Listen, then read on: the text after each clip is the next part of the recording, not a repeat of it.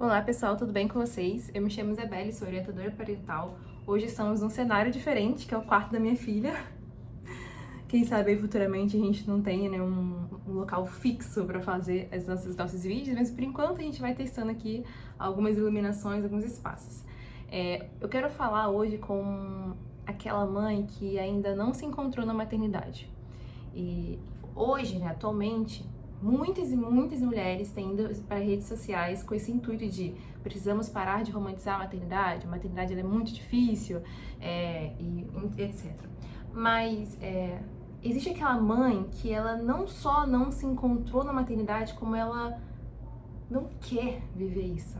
Ela sente que cada vez que ela dá uma mamadeira, cada vez que ela lava um banheiro, cada vez que ela dá uma comida, cada vez que ela abraça, cada vez que ela dá de mamar, ela está se esvaziando cada vez mais, né? É uma sensação de estar se perdendo. E pode parecer enlouquecedor, e aqui eu estou falando tanto quanto uma orientadora parental, quanto uma mãe que já passou por alguns sentimentos. Nunca cheguei a ter esse sentimento intenso, mas eu já dediquei muito do meu tempo de ler sobre a maternidade, porque realmente chegou um momento que eu não conseguia me sentir preenchida. E aí quase que eu caí nessa onda de ok, a maternidade não é o que me falaram, não é o que eu li, é realmente devastador. E não. Se você sente o estresse, a raiva, você se sente mal, você tem vontade de correr um pouco e sair disso, e às vezes numa segunda-feira, um horário de pico, enfim, momentos específicos do dia pode causar essa sensação. E é normal, tá? É normal. Cada pessoa tá lidando aí com essas situações internas. Mas se você tem essa sensação de que você está vazia a ponto de querer sair correndo, a ponto de dizer isso aqui realmente não é pra mim, eu convido você a pensar um pouco do que eu tenho pra te falar agora. Quando a gente tem uma infância em que nós não somos preenchidas, nós não somos vistas pelos nossos pais, pelos nossos criadores, isso gera um buraco dentro da gente. Quando a gente é pequeno, a gente não aprende as coisas de forma lógica. A gente aprende as coisas de forma sentimental e química. Então, uma criança, quando ela chora porque ela tá com fome e a mãe dela vai dar mamar pra ela, não é que ela tá assim, chorando à toa, entendeu? É que ela realmente aprendeu naquele momento que se ela chorar, ela vai ter mamar, então ela chora pra ter mamar. Ou ela chora porque ela tá se sentindo frio, se sentindo sozinha. E quando esse abraço, esse acolhimento, ele é negligenciado e esse bebê se sente, essa criança, né, se sente negligenciada e sozinha, ela não consegue entender o porquê. E novamente, isso é sentimental, isso não é racional, é sentimental, é químico, fica lá no subconsciente. E a gente vai crescendo, né, e enfim, ok, não somos criança, isso é coisa de criança e tal, mas esses aprendizados que nós tivemos no início da nossa infância ainda estão aqui. E alguns acontecimentos exteriores a gente podem provocar em nós esse sentimento, que é, de novo, químico, que não é racional, que são memórias emocionais, que geram sofrimento na gente. Então, pensa assim, que essa pessoa, esse homem ou essa mulher, que no seu interior, essa criança, né, que aprendeu a parte emocional inicial dessa história, ela está vazia, ela está desolada. Ela não tem ninguém. Ela ainda chora e ninguém vai lá visitar ela, ninguém vai lá ver ela, ninguém vai acolher. Ela ainda ouve do pai ou da mãe que ela atrapalhou o casamento deles, que ela atrapalha e que ela merece castigos físicos por não se encaixar, por não fazer, por não obedecer, por não agir exatamente como aqueles cuidadores querem. E quando essa pessoa, né, essa mulher ou esse homem cresce, ele se depara com o seu espelho, que é o seu bebê. O bebê, a criança, né, ele é um espelho perfeito do sentimento dos pais, principalmente quando eles são pequenininhos. É como se, pelo fato de eles não conseguirem entender a lógica das coisas, eles conectam com o emocional das pessoas, da mãe e do pai. Inicialmente da mãe, principalmente da mãe. Vamos lembrar que o bebê fica ali na barriga da mãe e esse bebê vai compartilhar das memórias, dos medos, das emoções, das brigas, das inseguranças dessa mãe. Ela está conectada com você. E você não tem nada para dar para ela, porque você não está preenchida. Você está vazia. E essa família que não se dá, ela ensina para essa criança que quando você dá, você se esvazia. E talvez você seja essa mãe ou esse pai agora que fala, Isabelle, quando eu dou, eu me sinto sugada. A impressão que dá que os meus filhos me sugam e eu não tenho mais nada a dar para eles. Mas eu quero te convidar agora para uma outra reflexão. Que o amor, ele não é, o clichê. Não é a paixão. Não é aquilo que quando a gente olha, bate o olho, se apaixona e etc, etc. Ele nasce no doar, no dar. Um casal, quando eles se encontram, eles não se amam, amor à primeira vista. Eles se apaixonam pela superficialidade que tá ali.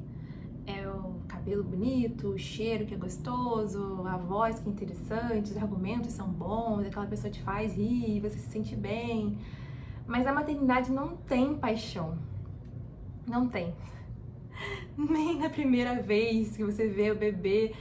Pode até ter, mas aí depois já começa aquela questão da amamentação e a rachadura nos seios e você não consegue dormir mais e tudo parece que gira em torno da criança e você não se vê, não se encontra mais. Na maternidade não tem paixão. O próximo ponto, o próximo passo, quando você conhece o seu amado, a sua amada e que você se apaixona, é que você começa a fazer coisas para essa pessoa. Ou você faz coisas porque você quer ver essa pessoa e você vai no barbeiro por essa pessoa, você vai no cabeleireiro por essa pessoa e você compra o perfume que você quer para estar com aquela pessoa, você começa a se esforçar, a se doar. Ali o amor é construído. Então, o amor, ele não se baseia mais naquela aparência física e tudo mais, mas o quanto que você já se doou para aquela pessoa. E a maternidade, ela é exatamente assim. Quando a gente consegue olhar para o nosso filho e falar, você é a oportunidade de eu curar a minha criança interior. Porque os nossos filhos espelham essa criança interior. Tem um livro que salvou minha maternidade e eu quero trazer ele aqui, quero falar só sobre ele, que é A Maternidade, Encontro com a Sua Própria Sombra, escrito pela Laura Gutman. Eu vou deixar o link aqui embaixo se você tiver interesse de comprar, mas eu quero trazer depois um vídeo só sobre ele. Ela revela isso. Ele é a sua sombra. E quanto mais você consegue acolher o seu filho, mais você preenche essa sua criança interior. E não é fácil, tá? Não tô falando que é fácil, mas tenta pensar assim. Tenta se imaginar você naquele momento em que você apanhou e que você tá chorando, que você não tem ninguém, que você tá sozinha.